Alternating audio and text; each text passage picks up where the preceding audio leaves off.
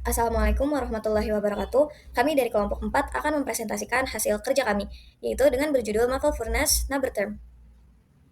Baiklah, berikut adalah anggota dari kelompok 4, yaitu ada Nova Reno Fredicu dengan NPM 3334230029, lalu ada Talita Virginia Zahara dengan NPM 3334230034, lalu ada Bill Vigo Carter Sarira dengan NPM 3334230055, lalu ada Jonathan Manalu dengan NPM 3334230085, lalu ada Ardian Giri Prapancalubis dengan NPM 3334230099, lalu ada Muhammad Iqbal Khalid dengan NPM 3334230107.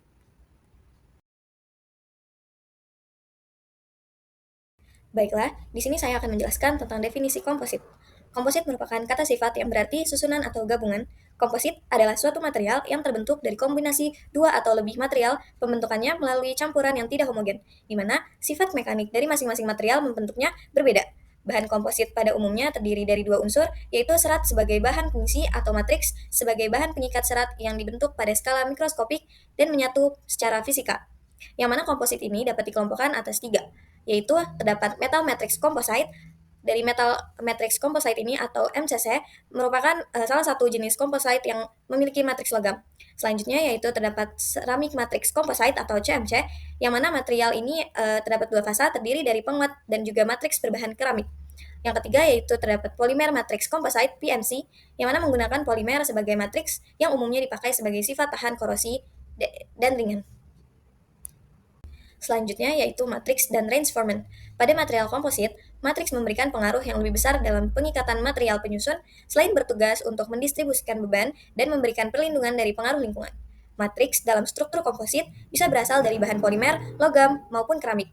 Matriks adalah fasa dalam komposit yang mempunyai bahan atau fraksi volume terbesar atau dominan, yang mana matriks ini secara umum berfungsi untuk mengikat serat menjadi satu struktur komposit. Lalu terdapat transformant atau penguat yang berfungsi sebagai penanggung, dengan satu fasa berfungsi sebagai penguat dan satu fasa lagi itu sebagai matriks, di mana matriksnya ini terbuat dari keramik. Penguat yang sering digunakan dalam CMC atau ceramic matrix composite meliputi oksida, karbida, dan juga nitrida. Salah satu metode pembuatannya adalah proses DIMOX, yaitu proses pembentukan komposit melalui reaksi oksidasi logam cair untuk menghasilkan pertumbuhan matriks keramik di sekitar material pengisi atau filler. Berikutnya adalah contoh singkat dari komposit, yang mana terdapat fiberglass. Fiberglass atau serat kaca merupakan bahan paduan atau campuran beberapa bahan kimia, bahan komposit yang terdiri dari cairan resin, water glass, katalis, kalsium karbonat, matte atau matte, cobalt, cobalt blue, dan wax, mold release, yang bereaksi dan mengeras dalam waktu tertentu. Beberapa keuntungan dibandingkan bahan logam, diantaranya yaitu lebih ringan, lebih mudah dibentuk, dan juga lebih murah.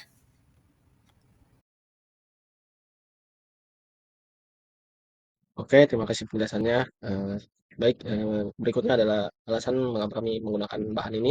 Pertama, bahan utama yang kami gunakan yaitu botol polietilen, yaitu alasannya dikarenakan Indonesia setiap tahunnya menghasilkan sampah plastik sekitar 3,22 juta ton yang tidak terkelola dengan baik, sekitar 0,48 sampai 1,29 juta ton dari sampah plastik tersebut mencemari lautan. Angka tersebut akan semakin mengalami peningkatan dikarenakan jumlah penduduk yang semakin yang bertambah, begitu pula dengan kebutuhannya. Nah, salah satu yang menyumbang sampah plastik adalah botol tadi, dikarenakan kurangnya kesadaran dari setiap masyarakat dan individu maupun mahasiswa untuk membawa botol minum untuk mengurangi limbah botol plastik ini, sehingga itulah menjadi alasan kami menggunakan botol ini. Bagaimana cara kami untuk mengurangi sampah sehingga bahan ini dipilih agar dapat mengurangi permasalahan sampah plastik di Indonesia. Selanjutnya bahan yang kami gunakan yang kedua yaitu pasir keruk sebagai silika. Alasannya pasir keruk digunakan sebagai reinforcement atau bahan penguat dalam pembuatan genteng dari botol plastik polietilen karena memiliki kandungan silika yang tinggi yang berfungsi untuk meningkatkan kekuatan, kekakuan, dan ketahanan panas material.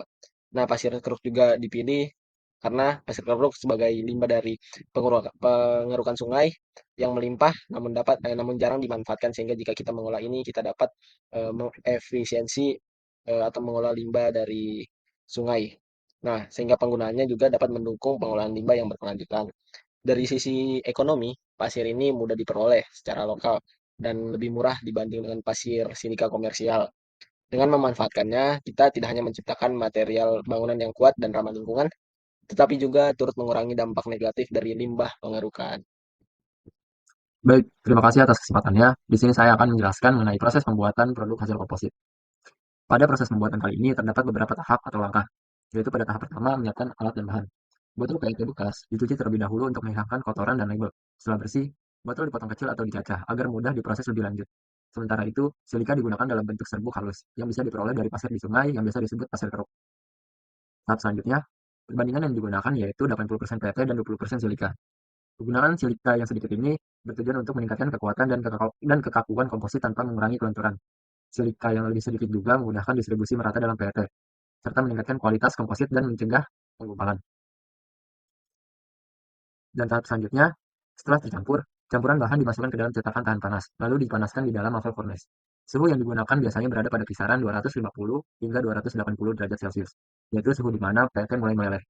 Pada tahap ini, PET akan melebur dan membungkus partikel silika dan membentuk struktur komposit yang solid. Kemudian langkah terakhir, setelah pemanasan selesai, cetakan dikeluarkan dan dibiarkan mendingin secara bertahap di suhu ruang atau di oven dengan suhu yang rendah.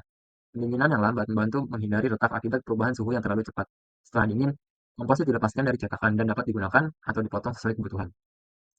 Sekarang saya akan membahas tentang karakteristik dari produk genteng berbasis PET silika yang mungkin bisa didapatkan. Karakteristik yang pertama yaitu mengenai kekuatan mekanik, di mana penambahan silika ke dalam matriks PET dapat meningkatkan kekuatan tarik dan bentuk komposit. Hal ini disebabkan oleh interaksi antara partikel silika dan matriks polimer yang memperkuat struktur komposit. Studi oleh Sapia et al. Menunjukkan bahwa penambahan nanopartikel silika ke dalam komposit berbasis serat kenaf dan epoksi meningkatkan kekuatan tarik dan lentur secara signifikan, sehingga dapat diketahui bahwa genteng ini akan memiliki kekuatan tarik dan lentur yang tinggi. Kemudian, yang kedua yaitu, meskipun PET sendiri memiliki kekuatan tekan yang terbatas, kombinasi dengan silika dapat meningkatkan sifat ini. Penelitian ini ditunjukkan oleh Behzadian bahwa penambahan 3% nanosilika ke dalam campuran beton dengan 10% limbah PET meningkatkan kekuatan tekan sebesar 30% dibandingkan dengan beton tanpa tambahan tersebut. Dan yang ketiga, yaitu silika berfungsi sebagai penghalang terhadap propagasi retak dalam matriks PET. Dengan adanya silika, energi yang dibutuhkan untuk memperluas retak meningkat, sehingga meningkatkan ketahanan material terhadap kerusakan. Karakteristik yang kedua yaitu mengenai durability dan longevity dari produk genteng yang dihasilkan. Yang pertama adalah produk genteng ini dapat memiliki stabilitas termal yang baik dan meningkatkan ketahanan kimia sehingga tahan terhadap kondisi cuaca yang ekstrim. Penelitian oleh Nikam menunjukkan bahwa komposit yang mengandung serat PET dan nanosilika memiliki stabilitas termal yang baik, yang penting untuk aplikasi luar ruangan seperti genteng. Kemudian, produk genteng yang dihasilkan juga dapat memiliki kekerasan yang mendekati batu alam, sehingga dapat menunjukkan potensi pengaplikasian produk ini dalam jangka yang panjang. Dengan kombinasi ketahanan terhadap cuaca dan korosi, komposit genteng berbasis limbah PET dan silika ini diharapkan memiliki umur pakai yang panjang dengan perawatan yang minimal. Selain sifat-sifat mekanik yang dihasilkan, produk ini juga diharapkan untuk menjadi produk yang ramah lingkungan.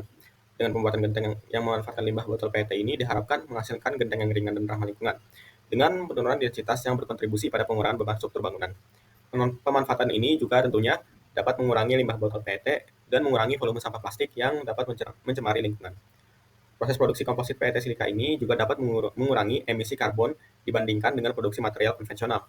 Penelitian oleh Adianto et al. Yang menggunakan analisis siklus hidup atau LCA untuk menilai produksi ekobrik dari komposit PET dan resin epoksi menunjukkan bahwa penggunaan limbah PET mengurangi dampak lingkungan secara keseluruhan. Berikut merupakan pengaplikasian atau produk akhir dari inovasi yang akan kami bahas kali ini, yaitu genteng polietilen terephthalate, di mana pada bidang konstruksi bangunan, inovasi ini dapat diaplikasikan pada bagian genteng rumah, yang mana genteng dapat dibuat melalui campuran dari kerang hijau dan limbah plastik. Selain itu, genteng polietilen terephthalate memiliki banyak kelebihan daripada genteng konvensional yang banyak digunakan pada masyarakat sekarang. Contohnya adalah, genteng polietilen terephthalate memiliki bobot yang lebih ringan, sifat mekanik yang lebih kuat, mudah untuk dibentuk, dan anti karat. Sedangkan pada genteng konvensional, masih banyak genteng-genteng konvensional yang belum memiliki hal itu. Karena genteng konvensional mudah untuk patah, berat, dan tidak tahan terhadap jamur. Baik, di sini saya akan menjelaskan tentang potensi penelitian lanjutan.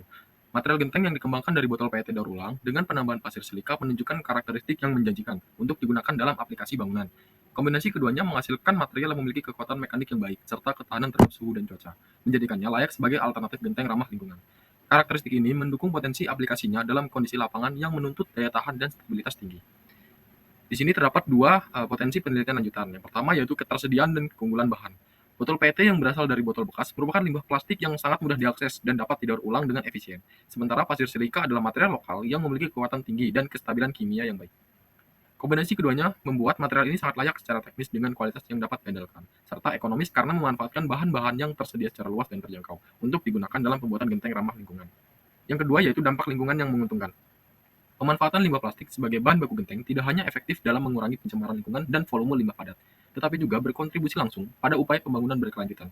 Dengan mengubah sampah plastik menjadi produk konstruksi yang bermanfaat, proyek ini memberikan solusi konkret untuk masalah sampah sekaligus menghasilkan material yang dapat digunakan untuk mendukung kebutuhan industri konstruksi yang ramah lingkungan.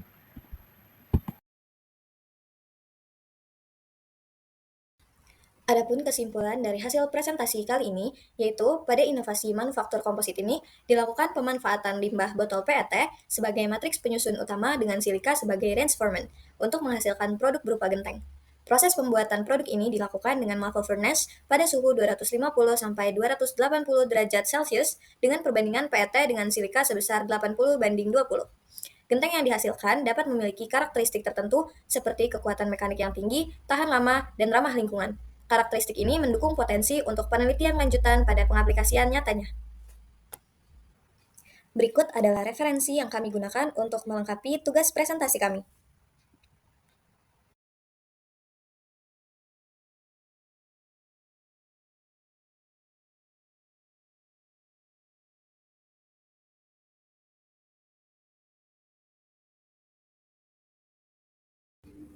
Baik, sekian hasil presentasi dari kelompok 4. Kurang lebihnya mohon maaf. Wabillahi taufiq wal hidayah. Wassalamualaikum warahmatullahi wabarakatuh.